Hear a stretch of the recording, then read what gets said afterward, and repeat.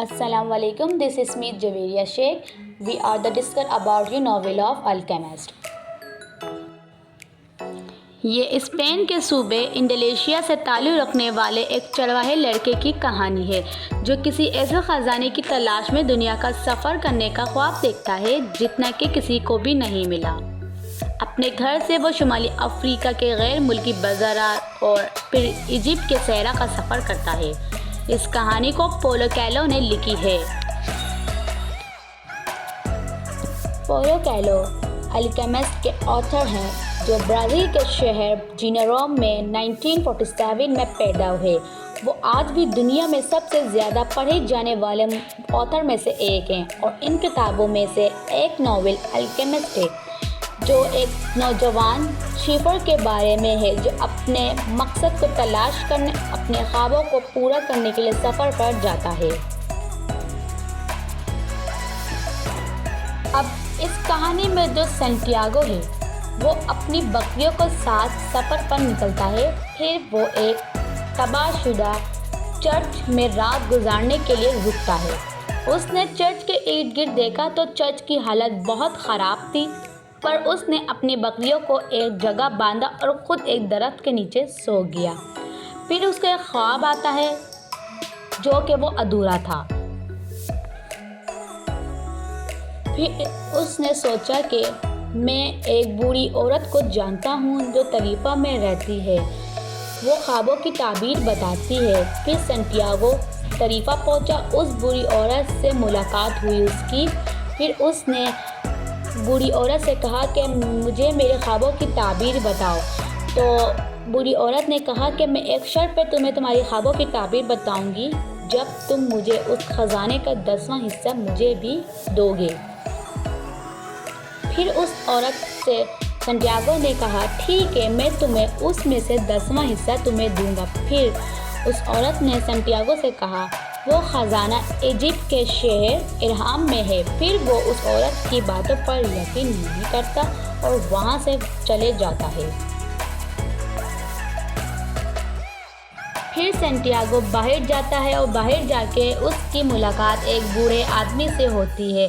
بوڑھا آدمی سینٹیاگو کو دیکھ کر خزانے کی باتیں کرتا ہے، جس سے وہ پریشان ہو کر سوچتا ہے کہ یہ بات تو اس بوڑھی عورت کو پتہ تھی، شاید یہ آدمی اس سے ساتھ ہے یا اس سے ملا ہوا ہے۔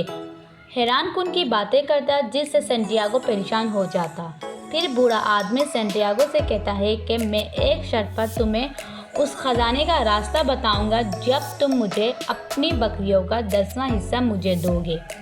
لیکن سینٹیاگو نے بوڑھے آدمی سے کہا کہ میں اپنی بکریوں کا 10واں حصہ آپ کو نہیں دے سکتا، ہاں لیکن جب مجھے وہ خزانہ ملے گا تو میں آپ کو اس میں سے 10واں حصہ ضرور دوں گا۔ پھر بوڑھا آدمی سینٹیاگو پر یقین کرتا اور اسے خزانے کا راستہ بتاتا ہے۔ پھر سینٹیاگو اپنے سفر پر نکل جاتا ہے اور وہ پہنچتا ہے افریقہ کے شہر موروکو میں۔ وہاں پہنچتے ہی ڈاکو نے اس پر حملہ کیا اور اس سے سارا سامان چھین لیا اور وہ پریشان ہو گیا کہ وہ اس ملک میں اکیلا تھا، کیونکہ نہ تو اب اس کے پاس بکریاں تھیں نہ تو پیسے تھے۔ اب وہ خود سے سوچتا ہے تو کروں تو میں کیا کروں اس ملک میں۔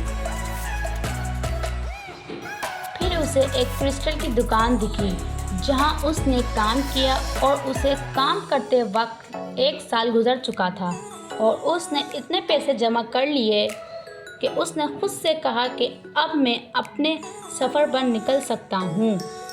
اس نے کہیں سے سنا کہ موروکو سے ایک قافلہ جا رہا ہے ایجپٹ، اور وہ اس قافلے کو جوائن کر لیتا ہے اور وہ ایجپٹ پہنچ جاتا ہے اور وہاں اس کی ملاقات انگلش مین سے ہوتی ہے اور وہ اسے ایک کیمیاءدان کے بارے میں بتاتا ہے۔ وہ 2 سال کا انتہائی طاقتور کیمیاءدان الفیوم نیخلستان میں رہتا ہے جو کسی بھی میٹل کو گولڈ میں بنا سکتا ہے۔ پھر وہاں اس گاؤں میں 2 قبیلوں کے درمیان جنگ ہوتی ہے اور وہ لوگ ان جنگ سے بچنے کے لیے کئی دن اس گاؤں میں ٹھہر جاتے ہیں، جہاں اس کی ملاقات ایک خوبصورت لڑکی فاطمہ سے ہوتی ہے۔ جس کے ساتھ وہ صحرا میں چہل قدمی کرتے وقت سینٹیاگو کو فوراً فاطمہ سے محبت ہو جاتی ہے اور وہ چاہتا تھا کہ وہ فاطمہ کے پاس رک جائے، اور پھر اس نے فاطمہ کو اپنے مقصد کے بارے میں بتایا۔ فاطمہ نے اس کی بات سن کر سینٹیاگو سے کہا کہ میں چاہتی ہوں کہ تم اپنا خواب پورا کرو۔ اور پھر الکیمسٹ اور سینٹیاگو اپنے خزانے کی تلاش میں نکل جاتے ہیں، اور وہاں انہیں کچھ جاسوس نے پکڑ لیا، اور الکیمسٹ ان جاسوس کو یہ بتاتا ہے کہ یہ جو سینٹیاگو ہے یہ ایک جادوگر ہے، یہ تمہیں اور تمہارے قبیلوں کو آندھی میں غائب کر دے گا۔ اور سینٹیاگو الکیمسٹ پر غصہ ہوتا ہے، اور ایک معجزہ ہوتا ہے کہ سینٹیاگو آسمان کی طرف دیکھ ہی رہا ہوتا ہے اور اچانک سے ایک تیز آندھی آتی ہے، اور وہ لوگ سمجھتے ہیں کہ یہ نوجوان واقعی ایک جادوگر ہے، تو وہ لوگ ان دونوں کو چھوڑ دیتے ہیں۔ پھر وہ دونوں اپنے سفر پر دوبارہ نکل جاتے ہیں، اور ان کو وہاں ایک موک کی جھونپڑی دکھتی ہے، اور وہ اس جھونپڑی کے اندر جاتے ہیں، اور الکیمسٹ اس میٹل کے 4 حصے کرتا ہے، ایک وہ موک کو دیتا ہے، ایک وہ خود رکھتا ہے اور وہ سینٹیاگو کو بھی دیتا ہے، اور چوتھا حصہ وہ دوبارہ موک کو دیتا ہے، اور وہ کہتا ہے کہ سینٹیاگو خزانہ تلاش کرنے کے بعد واپس آئے گا تو اسے دے دینا۔ پھر الکیمسٹ سینٹیاگو سے کہتا ہے کہ میرا سفر یہیں تک کا ہے، اب تمہیں اپنا سفر اکیلے ہی کرنا ہوگا۔ پھر وہ پیرامڈ کی جانب پہنچ جاتا ہے، وہاں پہنچ کر اس نے کھدائی کرنا شروع کی، اور اچانک وہاں پر چور آ گئے اور سینٹیاگو پر حملہ کیا، اور جو سونا اس کے پاس تھا وہ بھی چوروں نے لے لیا، اور وہ سمجھتے ہیں یہاں کوئی خزانہ ہے۔ پھر چور سینٹیاگو کو خوب مارتے ہیں۔ پھر سینٹیاگو اپنے خواب کے بارے میں ان چوروں کو بتاتا ہے، اور وہ لوگ سینٹیاگو کی باتوں پر خوب ہنستے ہیں، اور وہ سینٹیاگو کو کہتے ہیں کہ تم بہت بڑے بیوقوف ہو، مجھے بھی ایک خواب آیا تھا کہ طریفہ جو میں چرچ ہے وہاں ایک درخت کے نیچے خزانہ چھپا ہوا ہے، لیکن میں تمہاری طرح بیوقوف نہیں ہوں کہ ایک خواب کی وجہ سے اتنا لمبا سفر کروں۔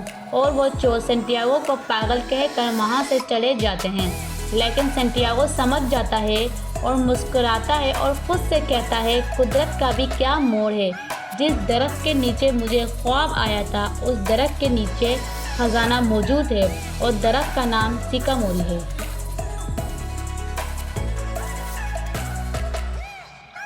اس کہانی کا اہم مقصد یہ ہے کہ انسان کی خوشی اپنے مقصد کو پورا کرنے میں ہے۔ یہ کہانی خود کو تلاش اور مشکلات کا سامنا کرنے اور اپنے خوابوں کو پورا کرنے کے بارے میں ہے، اور اس کہانی میں یہ سبق ملتا ہے کہ کامیابی کا سفر مشکلات اور قربانی سے بھرا ہوا ہے، مگر انسان کا انعام عظیم ہوتا ہے۔ Thanks for watching.